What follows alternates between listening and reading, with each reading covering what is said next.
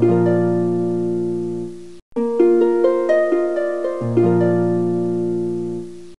Morning বন্ধুরা, অঙ্কনা রোজনামচার আর একটা নতুন ব্লগে তোমাদের সবাইকে স্বাগত। আজ দিনটা হচ্ছে বৃহস্পতিবার 17 তারিখ।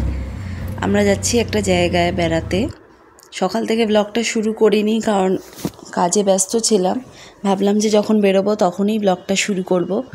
আমরা এখন অটোতে বসে আছি, যাচ্ছি আমাদের গন্তব্যস্থলে। কোথায় যাচ্ছি সেটা বলার আগে একটা তোমাদের গল্প বলি।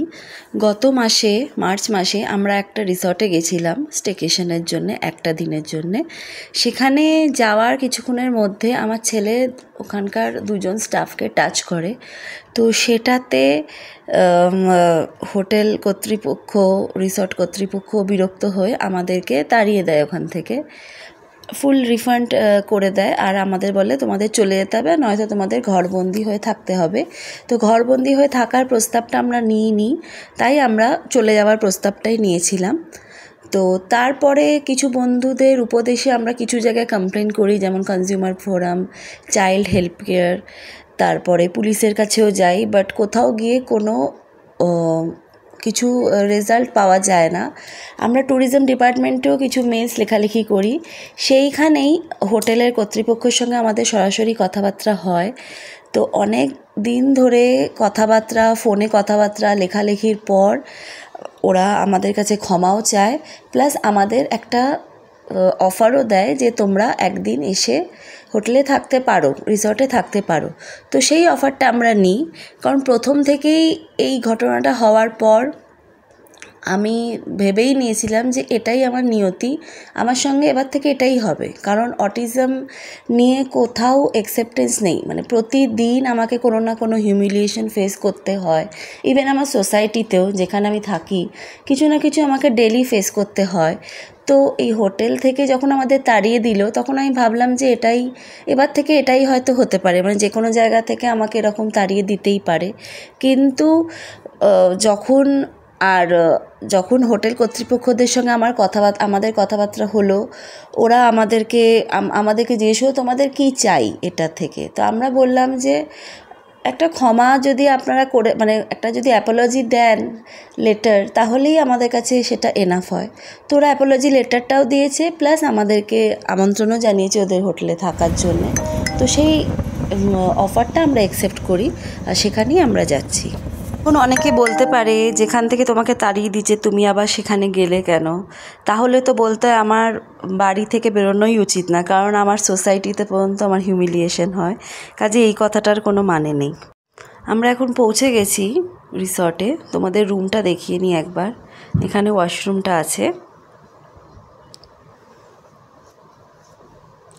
আর এখানে একটা লাগেজ রাখার জায়গা, এখানে একটা রেফ্রিজারেটর আছে।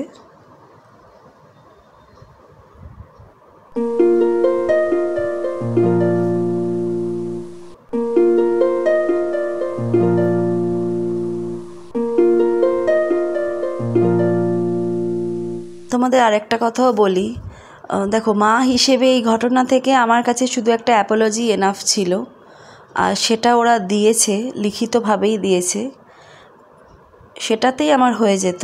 এরপরেও ওরা আমাদেরকে একটা অফার দিয়েছে, তো আমি অফারটা কেন নেব না? আর যদি এই কথাটা হয় যে যেখান থেকে তোমায় তাড়িয়ে দিয়েছে তুমি সেখানেই আবার যাচ্ছ, তাহলে যেটা আমি আগেও বললাম, আমার তো তাহলে কোথাওই যাওয়া উচিত না। কারণ সমস্ত জায়গায় আমার একটা হিউমিলিয়েশন হয়, আমাদের হিউমিলিয়েশন হয়, অপমান হয়, এইভাবে তো কোথাওই যাওয়া যায় না, তাই না?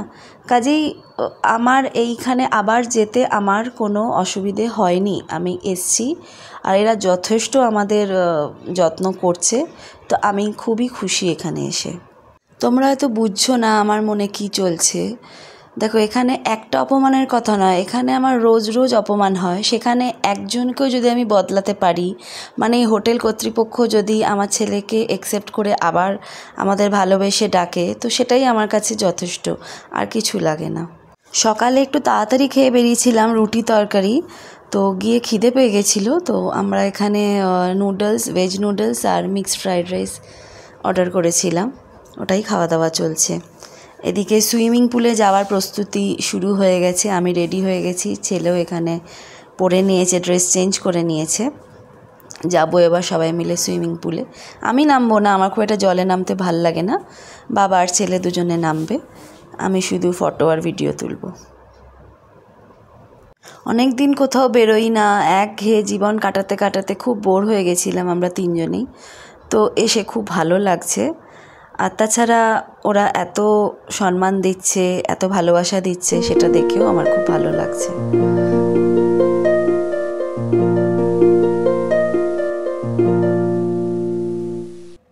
চলো এবার বেরোই, অনেক রেডি হওয়া হয়েছে, অনেক কথা হয়েছে। বেরিয়ে একটু ফটো তুলছি। এটা আমাদের ঘরের বাইরেই একটা সুন্দর ফটো তোলার জায়গা। তোমাদের একটু হোটেলটা দেখাই। থাকবে কিন্তু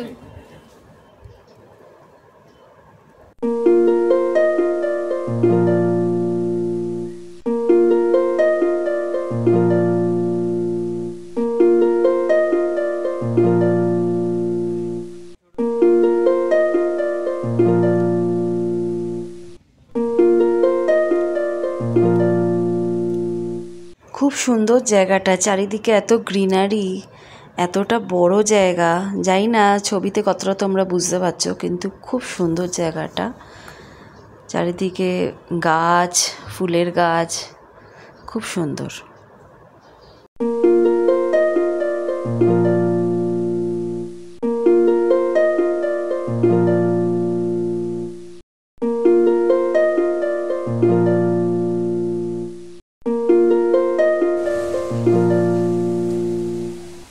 অবশেষে পুলের কাছে এসে পৌঁছেছি। নামবার আগে একটু ফটো তুলে নিচ্ছি। আমরা কস্টিউমের জন্য বলেও দিয়েছি, তো কাস্টমাররা দিতে একটু সময় লাগাচ্ছে, সেই সময়টা একটু ফটো তুলে নিচ্ছি, ভিডিও তুলে নিচ্ছি তোমাদেরকে দেখাবো বলে। খুব সুন্দর না সুইমিং পুলটা? অনেকটা বড় সুইমিং পুলটা।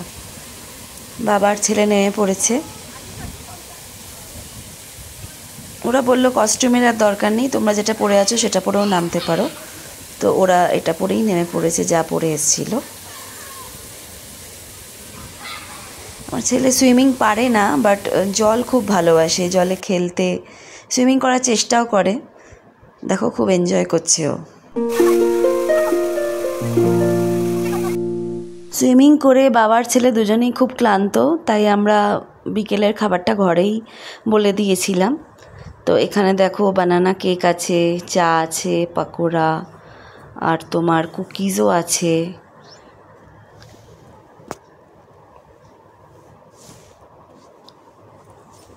পাফ দিয়েছে। এখানে তোমার আলুর পাকোড়া, ক্যাপসিকাম, পেঁয়াজ, সব ধরনের মিক্সড একটা পাকোড়া দিয়েছে। খাওয়া দাওয়া করে ঘরে একটু রেস্ট নিয়ে আমরা আবার সন্ধেবেলা বেরিয়েছিলাম জায়গাটাকে এক্সপ্লোর করতে। এটা দেখো একটা কিডস এরিয়া, ফাঁকাই রয়েছে সন্ধে হয়ে গেছে বলে।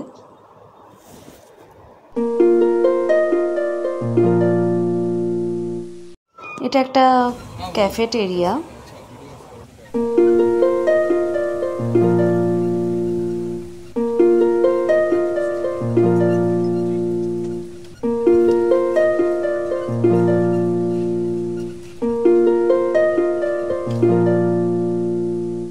অন্ধকারে কতটা বোঝা যাচ্ছে জানি না, কিন্তু অপূর্ব সুন্দর জায়গাটা। আমরা একটা ছোট গাড়িতে করেই জায়গাটাকে এক্সপ্লোর করছি। রাতের খাবারটা আমরা ঘরেই নিয়ে নিয়েছিলাম, তন্দুরি রুটি, মাটন ভুনা, দুটো ড্রিঙ্ক নিয়েছিলাম, একটা পাইনঅ্যাপেল, একটা লিচির, আর এখানে স্যালাড আছে। ব্লগটা আমি এখানেই শেষ করছি। কালকে কি করলাম সেটা কালকের ব্লগে শেয়ার করব। ভালো লাগলে একটু সাবস্ক্রাইব করে দিও। চলো টাটা।